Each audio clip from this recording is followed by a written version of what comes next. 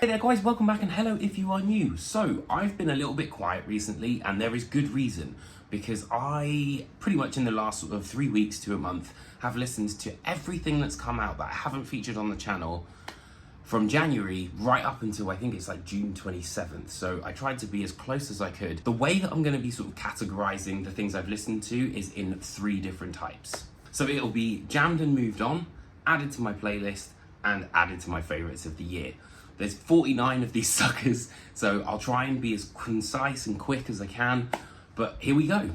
So kicking off the year we had Paleface, Swiss and Cursed. This was an album I very much saw a lot of hype around.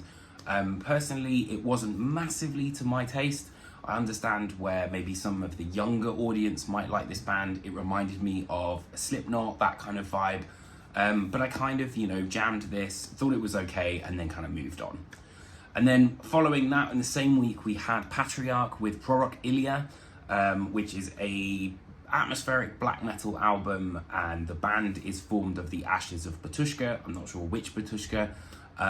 But very much kind of, very atmospheric. It sort of tells this tale of the prophet Ilya. Didn't quite hold my interest the entire time, but there were moments of it which I really enjoyed.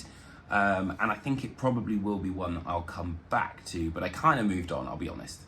Then we have Mutagenic Host and the Diseased Machine. So this is very much a band which is in that sort of revival of swampy death metal, I think, which is going on at the minute. Kind of similar to Celestial Sanctuary. I thought they were interesting, but again, nothing sort of massively new, and it didn't quite sort of pique my interest all that much. But if you're a fan of that sort of music, I think you'll probably enjoy what these guys have got on offer. Then we had The Halo Effect and March of the Unheard. Now, this is an album that a lot of people have put in very high in their list, and I understand why. It's got members of X in Flames, Michael Stand from Dark Tranquillity. It's a great sort of cast, but for me, there were elements that I thought was interesting, but it was just too similar to kind of, that sort of melodic death metal, I guess. And the mid sort of tempo, I think, brought it down a little bit for me. So it was one of those where I sort of jammed it and then moved on. Next up, we have Tremonti, The End Will Show Us How. And this is an interesting record that showcases, I think, the elements of Tremonti's guitar playing and definitely taps more into a progressive kind of setting. There were some moments I really liked on I'll Take My Chances and stuff like that, but overall it wasn't anything that really kind of blew me away. After that we have Wardruna. Now this was an album that I thought was quite interesting. It's the 6th studio album from the band, and it's someone I've never really delved into that much. The record is about the she-bear, which is Birna, I think I've pronounced that right, and it mirrors the rhythm of Mother Earth. The record starts with Harta, which is like the beating behind it, and we're introduced to this idea of the she-bear. It's all about the concept of the world and that sort of rhythmic, kind of like we're all in the same rhythm, we're as one. I found it really interesting because the music sort of mirrors the concept really nicely, and the 9 beats per minute on Dvale Dromar, which I thought was really interesting because it kind of mirrors that idea of the whale. Was cool, and whilst it's probably not one that I would kind of like massively listen to all the time, I thought it was really interesting, and it kind of scratched that itch of when I was a little bit more relaxed and wanting to kind of chill. So I've definitely added this to my playlist. Then we had Harakiri for the Sky and Scorched Earth. Again, a lot of black metal seemingly coming out in January, but this one was interesting. It sort of caught my attention, I think, maybe for January, but overall it wasn't necessarily enough to really hook me in. There was some interesting kind of moments on here, but it just kind of was one of those things where I just jammed it and then I moved on. So this band I've not really listened to that much, and that is Mogwai and the Bad Fire. I know that they are sort of post-rock gods, and their previous album, I think, got them to #1 in the UK, which is a massive, massive deal. But the Bad Fire is the Scottish term for hell, which I thought was quite cool. And this album sort of got them through quite tricky times. It's very relaxing, experimental post-rock with hints of electronica sprinkled in there. And despite its length, I think it's a really nice record. Again, it's one of those ones where I sort of go to when I'm feeling a bit overwhelmed or anything like that. So I added this one to my playlist. Now we move to All That Remains and Anti-Fragile. So this is the first All That Remains record to feature Jason Richardson. And as much as this record is very technically proficient. It just feels very sterile. It just feels devoid of the character that used to make the Fall of Ideals, you know, like one of my favourite metalcore albums of all time. It might appeal to some, but personally to me, it was just one of those where I jammed it and then I moved on. So now we have Jonathan Hultén and Eyes of the Living Nite. After going it alone following the, you know, his leaving tribulation, this is the perfect record to come out in January. It's a peaceful, contemplative record that feels like the thawing of winter out into spring. There's some really beautiful moments on here. Through the Fog into the Sky has some amazing piano, and there's almost like a sense of AOR on A Path is Found, which I thought was really interesting. The usual trademark incredible vocal harmonies are, you know, a whole part of this. And I think it's a real welcome return after the debut, which was Chants from Another Place. It's a very peaceful but very enjoyable listen, and I added this to my playlist for sure. Next we move on to February and 16 and Guides for the Misguided. So this album is built very much around big riffs. It's their first record since 2022's In Dust. Loads of sort of sludgy goodness on here. If you like big stoner kind of riffs, you'll enjoy this. And there's hints of prog, I think, on here. Overall, it was okay. It wasn't necessarily something that really kind of blew me away, so it was one of those where I just jammed it and moved on. Then we come to Lacuna, Coil and Sleepless Empire. So this is the first record since the band's 2019 effort, which was Black Anima. It's a record that discusses, you know, like the modern day, the human condition, and I have to say, it's a really great collection of Lacuna Coil tracks, and I wonder if the whole Comolese idea influenced this a little bit. Hosting the Shadow also features a guest spot by Randy Bly, which I thought was really cool. Very, you know, trademark Lamb of God kind of performance from him. But overall, I was quite surprised by this, and I think it was better than I thought, so I added it to my playlist. Next up is Love Is Noise and To Live in a Different Way. So a band I'd never really heard of before, but one that has really great songs and a fantastic overall sound. I think it's a record that I have to be in the right mood for.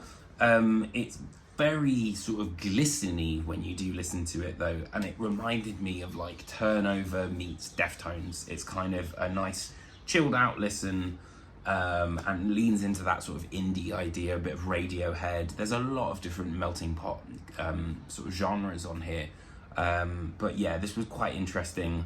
I did really enjoy this, and it's perfect for when you want to kind of like a chill listen, so I added this to my playlist.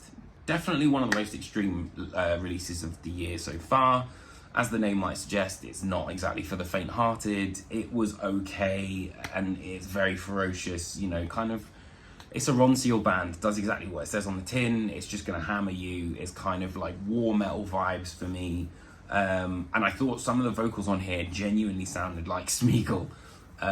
It was fine, but yeah, it was just nothing to sort of write home about, so I jammed this one and moved on. However, where it does concern death metal is Retromorphosis and Psalmus Mortis, which is basically the closest thing we're ever going to get to Spawn of Possession. It's got members of Obscura, Decrepit Birth and Spawn of Possession on this album. It definitely raised some eyebrows. It's very, very technical, and not necessarily the most memorable kind of thing, but if you're after some really fucking solid tech death, absolutely check this one out. I added this to my playlist, really sick. So next up is Havukruunu and Tavastland, and this was definitely a standout, This was definitely a standout record for the beginning of the year. I wanted to review it, but ran out of time. It's a really, really defiant kind of victorious sound in black metal, and I think these are definitely going to be ones to watch. I'm sure a lot of people are going to have this in their albums of the year. It didn't quite get to that sort of album of the year point with me, but I added this to my playlist, and I think it's probably going to grow on me the more I listen to it. Next up we have Vacuous and In His Blood. So this is grim, grimy death metal from good old London. It arrives with the subtlety of a hammer to the face, as you can imagine, and it's very cavernous but also very modern at the same time. It doesn't dwell too much in that sort of caveman idea, which I thought, and is also very in vogue at the minute. It's an interesting sort of 30-minute jaunt, and I think something that will really propel them on to some quite interesting things. But overall, wasn't like a massive thing for me, so I jammed this one and moved on. Okay, now we're in March. This is where some of the real big heavy hitters, I think, for me came through. First up is Spiritbox with Tsunami Sea. Obviously, everyone's talking about Spiritbox. They're a huge, huge band. They have absolutely rocketed up in, you know, metal's mainstream. I really think this is a really triumphant record. It's not one that hit me immediately, and it really took some time, but now it's really got its hooks in. I think the band, you know, have one-upped everything they've done on Eternal Blue. This time the album is meaner and more powerful. I think opening with Fata Morgana is like such a boss move. And I think it's a record that really speaks to their hometown, their experiences, and probably, you know, the success of the band, really, and trying to wrap their heads around that. I think really the visual concept idea is really cool as well. I love the fact that everything's black and white, and the ferocious, you know, performances just absolutely shine through, but with that delicate, beautiful nature of Courtney LaPlante's voice. This has absolutely been added to my favourites of the year. Really, really great record if you haven't checked it out already. After that, we move to Nite and Cult of the Serpent Sun. So after the first record I heard from the band Voices of the Cronian Moon, I'm very excited to hear back from Nite. If you're not familiar with them, they do sort of like trad, death, black metal sounds, very much in keeping with that sort of astral feeling. This record I feel like had a little bit more prog kind of going on, a little bit of 70s vibe, particularly the Mystic. I thought that track was really interesting. It didn't quite blow me away as some of the other albums in March, but that's mainly because of the high quality of the records in March. So this was one that I jammed and enjoyed, but I did move on. So this next band is essentially the whole reason I've made this video. The band is called Rwake and the album is called The Return of Magik. So this is a band I've known about for many, many years. I first discovered them when I was working in HMV, when I was like 19 or whatever. And it's the first record to come since 2011's Rest, I think it is. And sonically, it exists in that world of like Baroness Red Album, Mastodon Leviathan, that sort of mid-2000s relapse, even a bit of like Neurosis Through Silver and Blood as well. And what I think makes this album so great is, for whatever reason, there is this sense of evil in it, and it's not quantifiable. It's a weird sort of spiritual feeling to it. It's incredibly progressive but equally esoteric as well, and it can be incredibly emotional and weirdly spooky, like really kind of haunting. I've listened to this with in the dark, and it is a creepy record, but it's also absolutely beautiful. And there's quite honestly nothing I've heard like it in quite some time. Really, really fascinating band, and one that is 100% on my albums of the year list now. Really, really great album. So this next record also has been added to my absolute favourites of the year, and that is Steven Wilson's The Overview.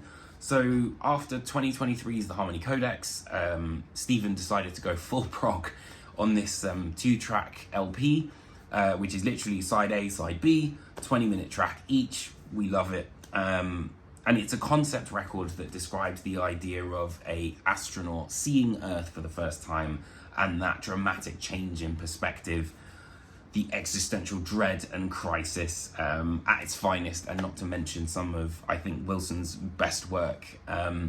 It reminded me a little bit of The Raven That Refused to Sing, but in outer space. It sounds very modern and has all the different ideas that have been sort of percolating in the last couple of records over the last years, but I think is the most cohesive release to date. Definitely an absolutely brilliant album, really, really fantastic, and amazing to see that he got a #2 album with this one. So highly, highly recommend that one. So the second record to come out of Charlie Griffiths is Gods of Pangaea. So this is an interesting mix that I think showcases some more of Charlie's thrash metal influences. I love the use of guest vocals on here. You know, we've got elements from Textures singer Tommy from Between the Buried and Me. He does a fantastic track on here as well. And I feel like there's definitely a Megadeth type vibe on here. It really is an all-star cast of singers, and I think, you know, it's one of those where it really kind of gets under your skin, this one. I really did enjoy it, and so I added this one to my playlist. So next up is Coheed & Cambria and the Father of Make Believe. So I'll be honest, I have absolutely no idea what goes on in the Armory Wars world and the concept and all that sort of stuff, but this is the 10th record, I think. And what I love about this band is the music. It's just brilliant, you know. It's as much the used My Chemical Romance and Jimmy Eat World as it is Rush and Queen. You know, like two, I think, quite opposing ideas, but seem to work really, really well with Coheed & Cambria. I've come back to this album a hell of a lot, and a lot more than I thought I would. It's the melodic hooks that really kind of have me coming back. I've added this to my playlist, and I think it's creeping into some of my favourites of the year for sure. Definitely check this one out. Next up, we have a combination of Hatebreed meets Slayer via the angle of a Western, and that is Spirit World with Eldorado. The riffs are absolutely top on this album. I think, you know, Birdsong of Death and Prayer Lips both sort of have an interesting take and bring to mind the country roots of the band, which I thought was cool. And, you know, there's different instruments which are a little bit more unorthodox, which I liked. Overall, big meaty riffs and, you know, Western stylings make this a really good time, and I added this to my playlist. So returning with a new album, Cradle of Filth are as theatrical as ever. Danny's vocals are just as spiky, and considering he's been doing this for years, man, I think they're pretty damn good. Overall, it's business as usual for the band. I think the record was interesting, but overall it's nothing absolutely new or that blew me away like Cryptoriana or Hammer of the Witches, which are two of my favourite Cradle records. So I jammed this one and then I kind of moved on. So whilst I might be sad about the departure of Jeff Loomis, Arch Enemy continue to look on with their new album Blood Dynasty. So there's a lot of tasty leads, I think, on this record, and there are some really nice tracks on here for sure. I think Michael Amott, you know, his signature guitar playing style is all over this album. Overall, it's an entertaining listen. It didn't quite hit me as hard as some of the others. I'm gonna keep persevering with it though, so I added it to my playlist, and I think overall it's wheedling its way in a little bit. Then we have Alien Weaponry and Terra. Again, this is an album that completely passed me by. This is the third record that honours the Maori traditions and values with some really big groove metal. I think there's also hints in this iteration of melodic death metal kind of coming through. And for whatever reason, there were some parts of this album that reminded me of Mutiny Within. I don't know if anyone remembers them. There's definitely an influence of that sort of groove metal idea, I think, present on here. Randy Bly comes in for this awesome guest spot as well, where he goes through something in English and then absolutely rips in Maori, which I thought was really, really cool. Overall, it's not a record that's going to move mountains, but it has some seriously rocky foundations, so definitely add this one to your playlist. Next up, we move into April, and we have Scowl, Are We All Angels? So this is a band that I never really gave a shit about, to be honest. I never really cared about them at all. They just weren't really my thing, but there is a punk idea to this album that I thought was really interesting, and they have the melodies to back it up. I think that's the big thing with me. I need some melody. It's short and sharp, and I think it says its piece really well in the 33 minutes. It's one of those that I've kept coming back to more and more and more, so I added this one to my playlist. So, Pigs. Death Hilarious was released in April. This is a kind of carrying on from their previous record, chock full of big beardy riffs, and kind of, I felt like slightly more of a psychedelic aspect to it, which I thought was interesting. There's a bit of a blues swing in some of the elements, and I don't know, kind of combines some proggy ideas as well, but overall it was, you know, kind of just big riffs, and it was okay, but nothing to sort of write home about for me personally. Next we have Bleed From Within and Zenith. So this is Bleed From Within up in the ante in every single aspect. I think this is cohesively their best record, and I think, you know, having played bigger venues, you know, with Slipknot and things like that, the band have really started to get a taste of what these songs will work in, like in a live environment. I think this record is bigger than everything they've done before.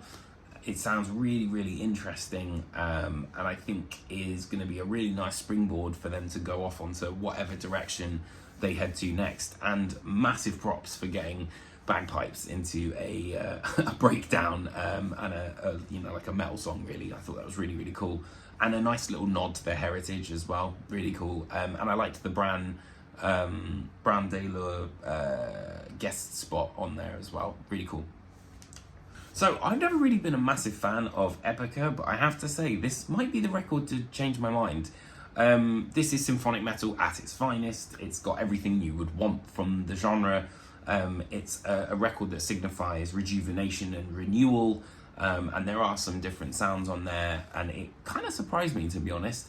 It was a nice little highlight which I hadn't really expected, so I added this one to my playlist.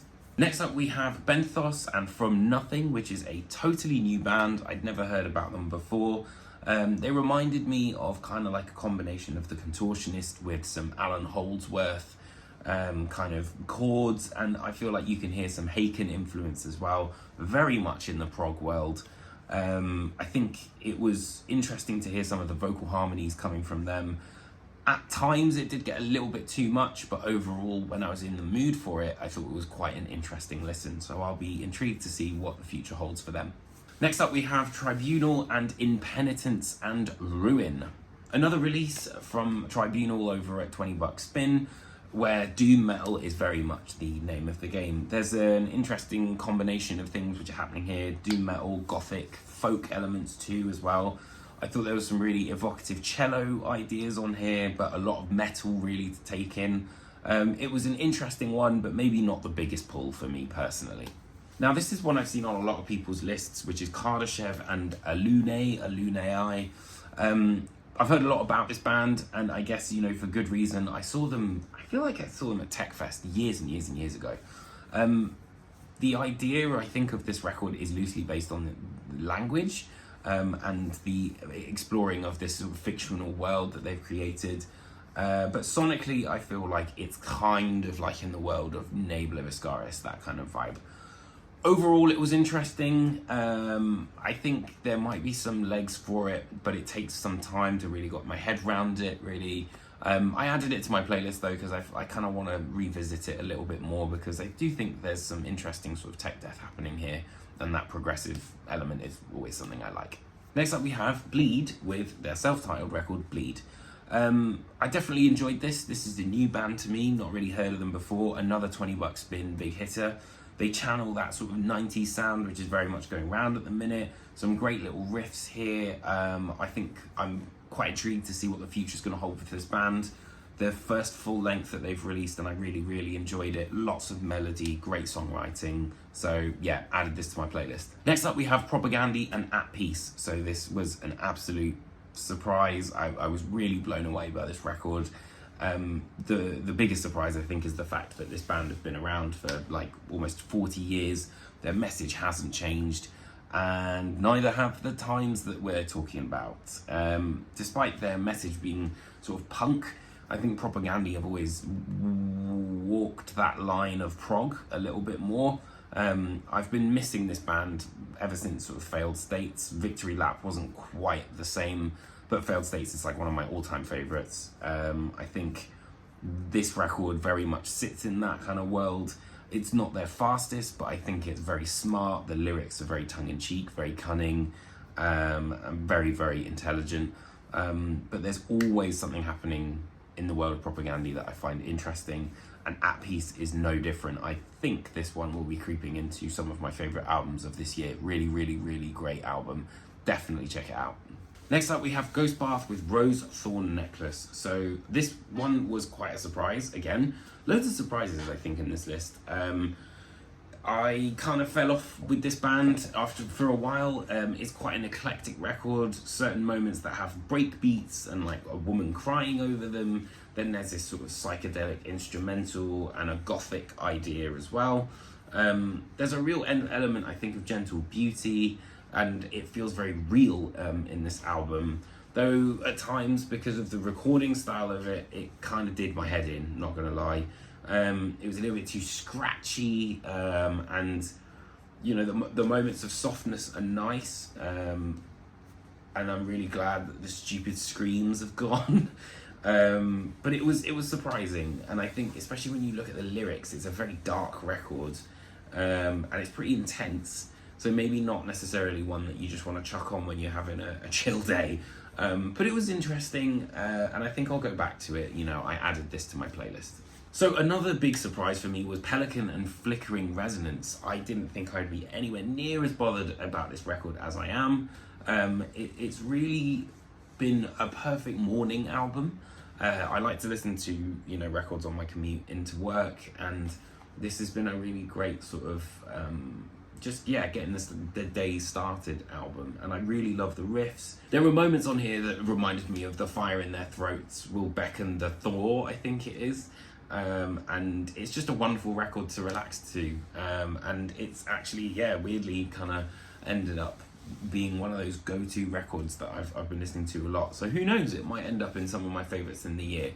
Next up we have Bury Tomorrow and Will You Haunt Me With That Same Patience. So after their departure of a long-time vocalist, Bury Tomorrow have come back with a record which I think is probably their most experimental in years. Danny, who normally sort of just screams, is now singing, which I thought was interesting. And there was some cool stuff, adding the clean vocals to the dynamics, but overall it didn't really bowl me over. I don't know why, it just didn't quite stick with me. I will give it another go, but overall it was just one of those where I jammed it and moved on. After that we moved to the Callous Cowboys and I Don't Want to See You in Heaven.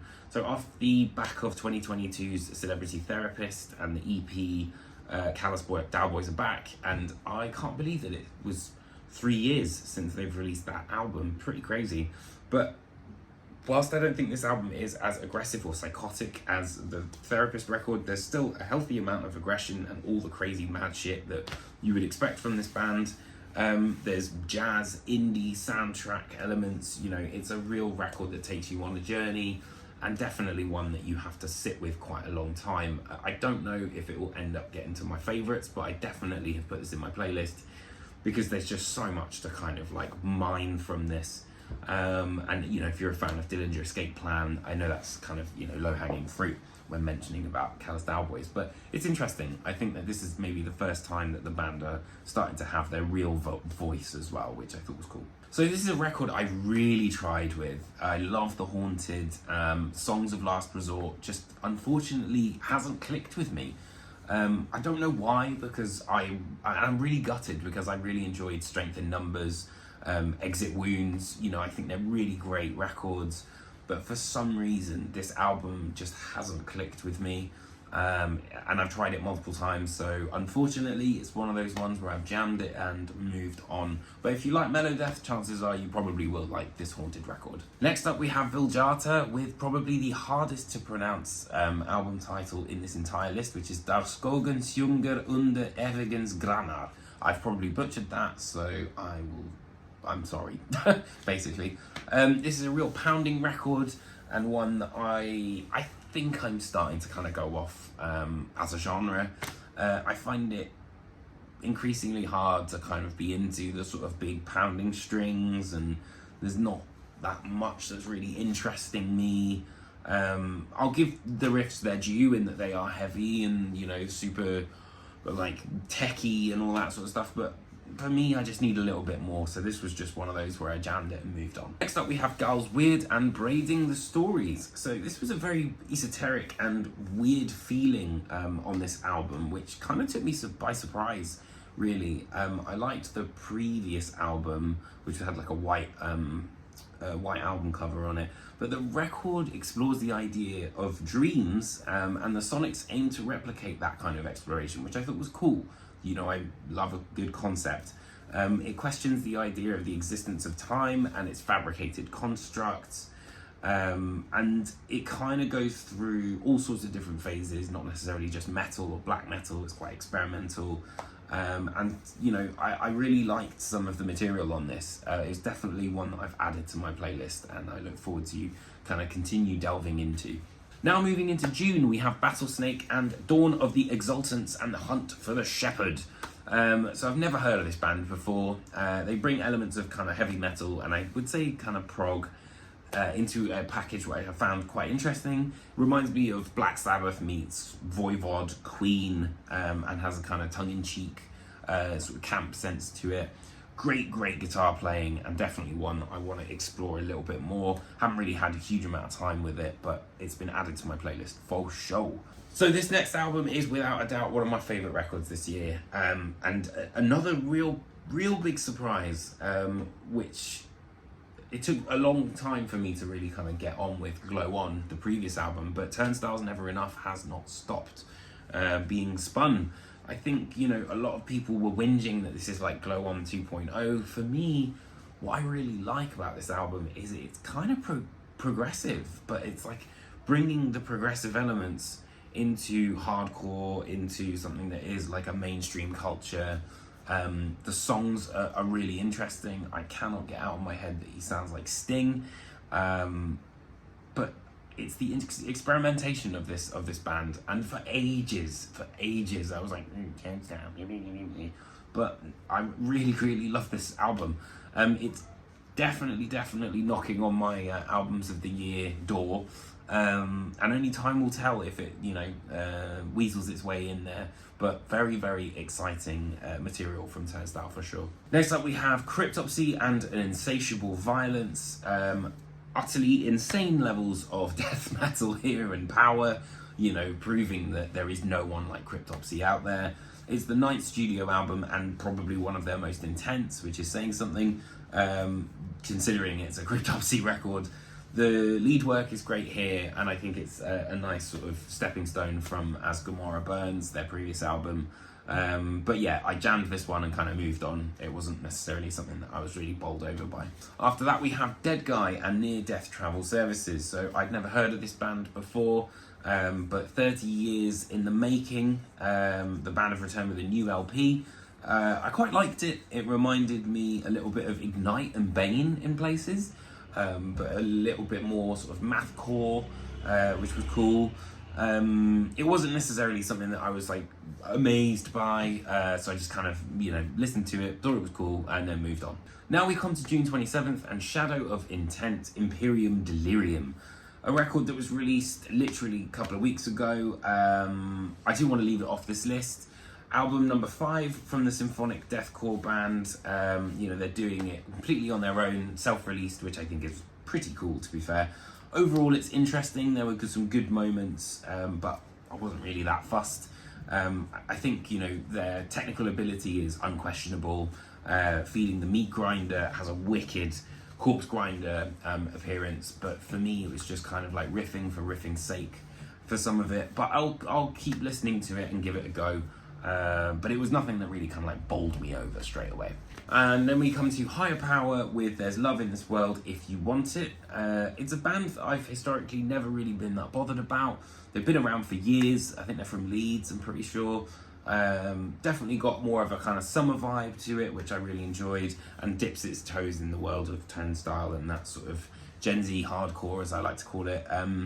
It's nice, and I think, you know, one that I'll probably listen to in summer a little bit more, and I've added this to my playlist. And finally, we come to Heaven Shall Burn and Heimat.